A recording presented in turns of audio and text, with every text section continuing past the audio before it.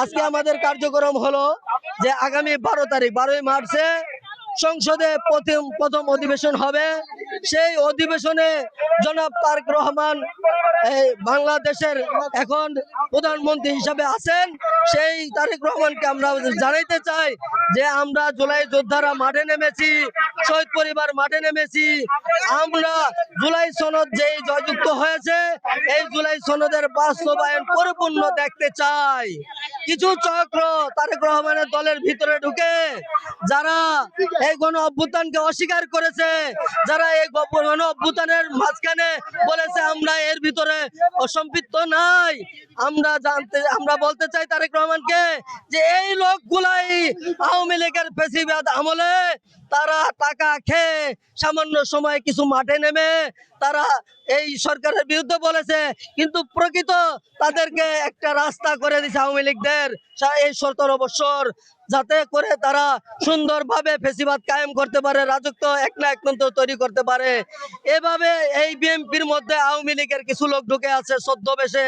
তারা এই গণ অভ্যুত্থানে এই গণরায় যেটা গণভোট হয়েছে এই গণভোটকে তারা অস্বীকার করে এই গণভোটের যে কার্যক্রমগুলো তারা বাস্তবায়ন দিতে চায় না।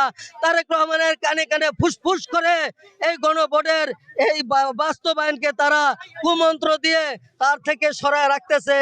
আমি তারেক রহমানকে বলতে চাই, আপনার বাবার যে চিন্তা চেতনা, আপনার মার যে চিন্তা চেতনা, আপনার বাবার যেই রাজনীতি, আপনার মার যেই রাজনীতি বাংলাদেশকে একটি সুশৃঙ্খল সুন্দর পরিবেশে গড়ে তোলার, সেই রাজনীতির অনুযায়ী আপনি রাজনীতি চালাবেন।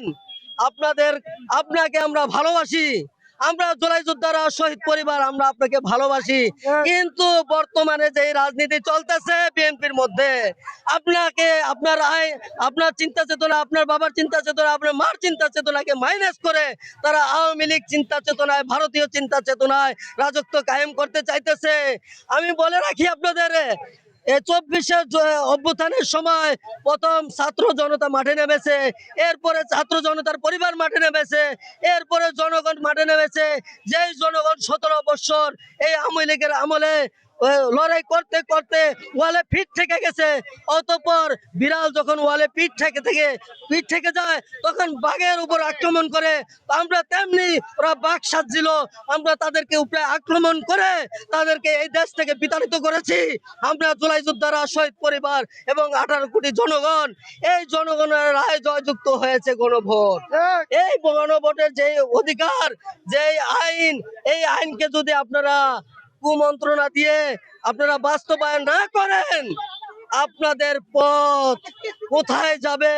আপনারা এই বাংলাদেশের আনাচে কানাচে ঘুরে ঘুরে এক একটা পাবলিকের হাতে মার খেতে খেতে শেষ হয়ে যাবেন, কিন্তু এটা থেকে আপনাদের পরিণতি ভালো হবে না। আপনারা মনে করেন না যে এখন সংসদে যাইয়া আপনারা বাদশাহী পেয়ে গেছেন। আরে বাদশাহী তো পেয়েছিল 7 বছর আওয়ামী লীগ, 17 বছর তারা সকল দিকগুলা, ব্যবসা বাণিজ্য, অর্থ সম্পদ, শিক্ষা মন্ত্রণালয়, রেল, যত আইন বিভাগ আছে সব তারা দখল করে নিয়েছিল।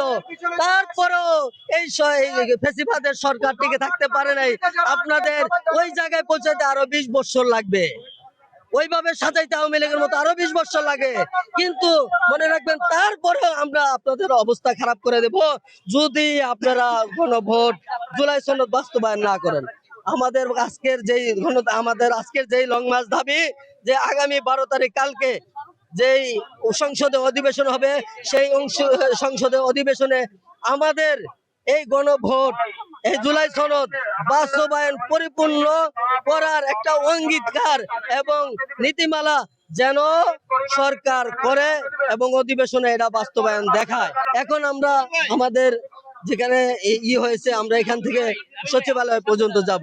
এরপরে আমাদের আরো নেতা কর্মীরা আছে, তারা সামনে দিক নির্দেশনা দিবে, যেভাবে বলে আমরা এইভাবে চলবো ইনশাআল্লাহ। আমার পরিচয় হলো, আমি মোহাম্মদ সাইদুর রহমান শাহিন, 24 আহত জুলাই যোদ্ধা। আর আমাদের তারুণ্যের জুলাই একটা কমিটি আছে, এই আহতদের যোদ্ধাদের নিয়ে, যোদ্ধাদের কল্যাণের জন্য এবং যত জুলাই যোদ্ধা আছে ঐক্যবদ্ধ করার জন্য, এবং যত জুলাই যোদ্ধাদের যত সংগঠন আছে সবার পক্ষ থেকে আমরা আজকে এই লং মার্চ কর্মসূচি দিয়েছি।